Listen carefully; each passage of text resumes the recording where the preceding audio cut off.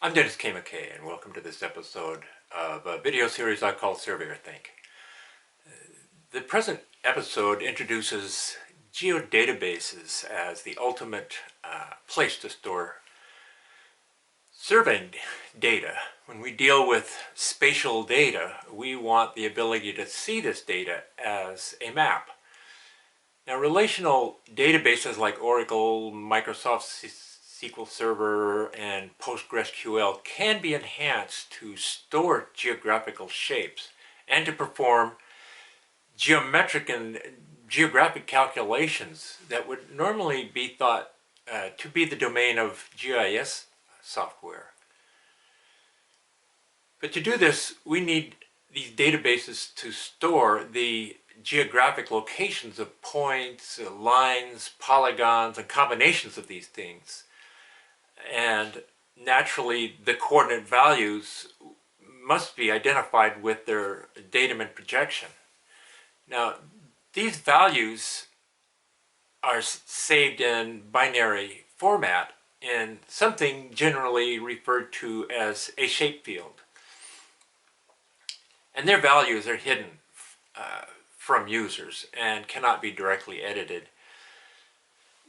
Here's a hexadecimal version of a point that has a specific latitude and longitude and place on Earth.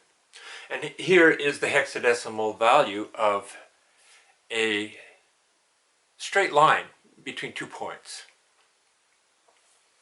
Now, any database software that has been spatially enabled will know exactly where this value is. And any GIS software will also know where that is and be able to map it.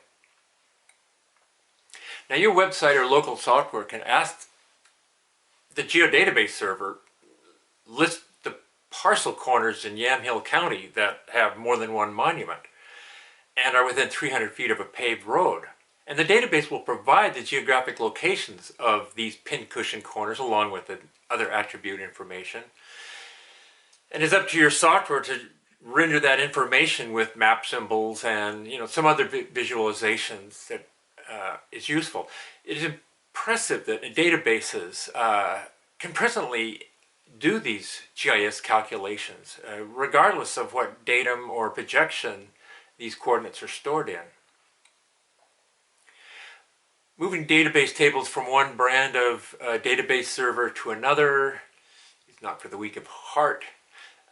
There is, though, a way of converting this geodatabase information to a neutral format by way of an internationally recognized open standard called a geopackage file. It is possible to place database tables, geodatabase tables, and imagery into a single file and share it. These are directly viewable in GIS software. Geodatabase tables and georeferenced imagery show up as layers of a map. The database and geodatabase tables in a geopackage file can be directly edited by GIS or custom software, but only by one user at a time. They're not secure, so no password is needed for these files. Now, what GIS and advanced drafting software uniquely provide are map displays with ways to interact with the map to display information as useful data visualizations. For myself, I use the spatially enabled version of PostgreSQL that is called PostGIS as my major secure transactional geodatabase server.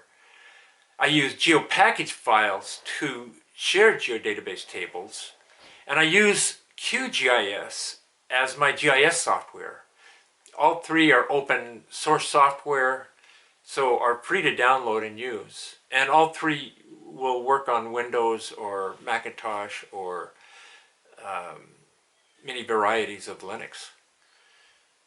The takeaway message in this episode is that survey measurement data could not have found a better home than geodatabase tables and that GIS and custom software is a way to view this data as georeferenced layers on a map. How these geodatabases are shared among surveyors and the public are subjects of an upcoming episode. I encourage you to watch this next episode. I'm Dennis K. McKay, and the key word of this video series is SurveyorThink. Thank you.